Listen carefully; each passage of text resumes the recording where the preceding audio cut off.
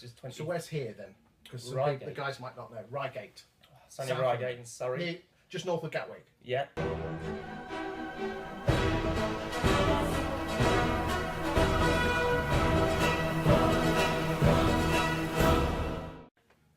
Amazing area to work. It's interesting because working in Croydon, I had to drive to Croydon every day. Yes. I just didn't love Croydon.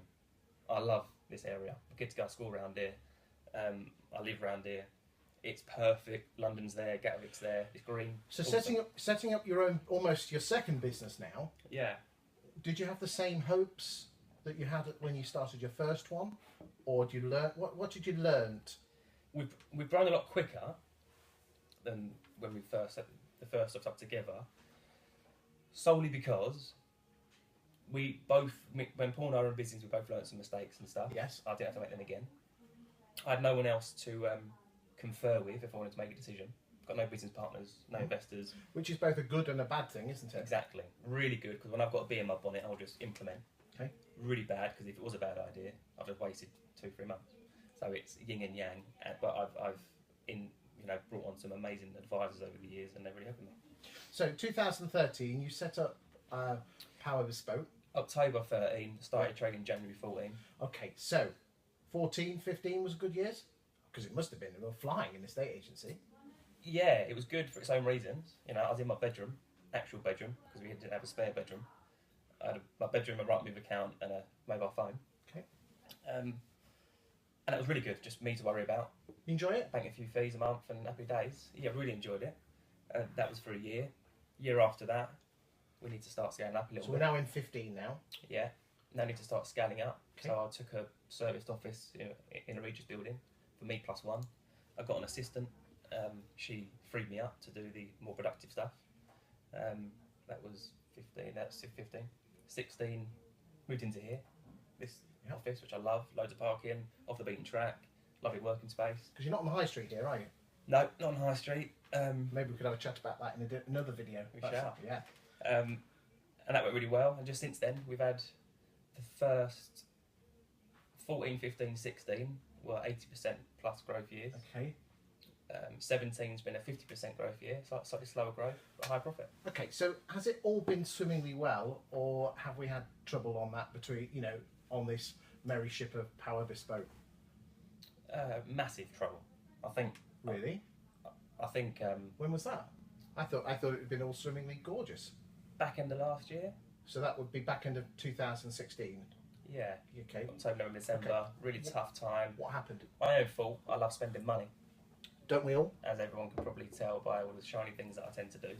And it comes to bite me in the arse a little bit. Okay. Market got really tough. Slowed down a lot, as we know, middle of last year. So what exactly happened? You were spending it on shiny objects, and the money wasn't coming in. What did you do? Was it a wake-up call? Was it just what you needed?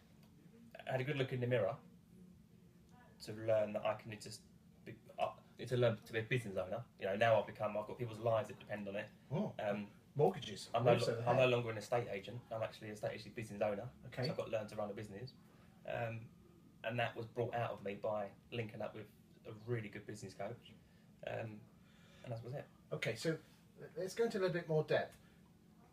You were caught slightly on the hop, which, as I'm sure an awful lot of estate agents, where the money was coming in relatively easy, and then house sales slowed up a bit, but the money was still going out. More money was going out than coming in. Yeah. Was there one thing which a big alarm bell which slapped you around the face and said, bloody hell, I need to do something about this? Yeah. What was that? Looking at my accounting software and realising that my accountant, can't blame him, but who I trusted a lot, realised that at that point your financials are on your head, no one else's. Yes. You can't outsource your financials. Hadn't posted, I think, 4 months worth of salary bills, so I thought I was 40, 50 grand better off than I really was, and then I had this deficit and I had to borrow money. How did that make you feel? Shit. Because it's this great, amazing business that's a hybrid agency and it sits in the middle. Because you were getting a bit of a personality now, 15 or 16, you're all over the internet. That persona, what people saw in the real person, it must have been quite worrying. Not the fact is that you had a persona but basically the wheels could have come off the wagon, couldn't it? Very easily, yeah. I could have definitely gone out of business. But you just recognise it, put up and shut up and get on with it.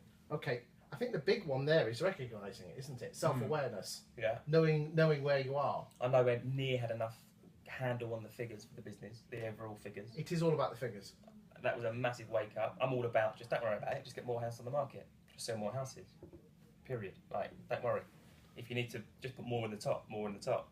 But when you realise that there's less to go in the top because there's less volume, period, and there's more competition, okay, you've got to be more anxious about actually controlling your exits of the business. And that's what I've really learned these last 12 months. You said you brought a business coach in. Now, if you don't mind me saying, that's an extra cost. How can spending more money help you? What did the business coach do for you? So I've always been at this mindset of you've got to spend money to make money. But what then? A next layer to that is you've got to spend money in the right areas to make money. So I'll spend just throwing money at Facebook ain't going to make you money, you know. But spending money in the right areas, like this amazing business coach. I've had coaches a lot over the years, and they're all fantastic different ways. I've got coaches for staff management and team management and performance, and I've got a coach for business growth. So always funny. I'm not into sports, but I get you got to be pushed and coached. Of course, yeah. All the sports stars have them, don't they? This is it, but I'm not very sporty. But yeah. I get that side of it is that you need that. I'm an athlete myself, but more in sumo wrestling. Go on, mate. Carry on. But it's a real. The coaches just really help me crystallise bird's eye view of the business. You're like, look, you might be great on social media, but you're shit. You're making money. So right, cool. I need that directness and that straight talking, no fluff. It's quite lonely being a boss, isn't it? Running your own business. Yeah, it's lonely, and I kind of preferred it when you had someone else, a business partner, say fall with you.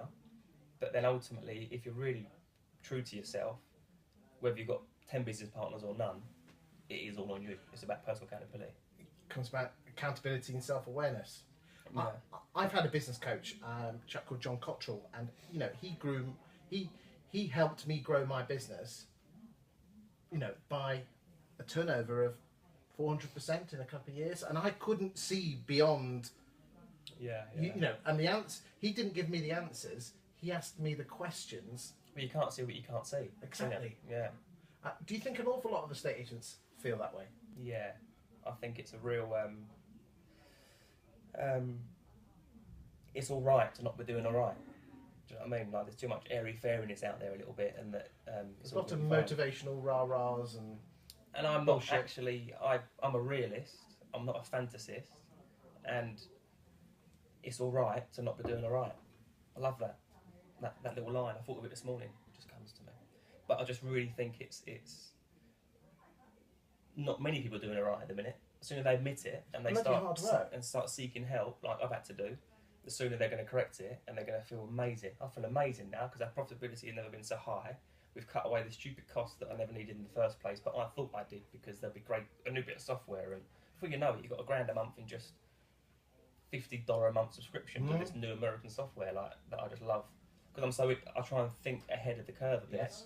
I'm trying all sorts. Did you get sucked in on a bit of prop tech as well? Because we all love a bit of prop tech, don't we? Yeah.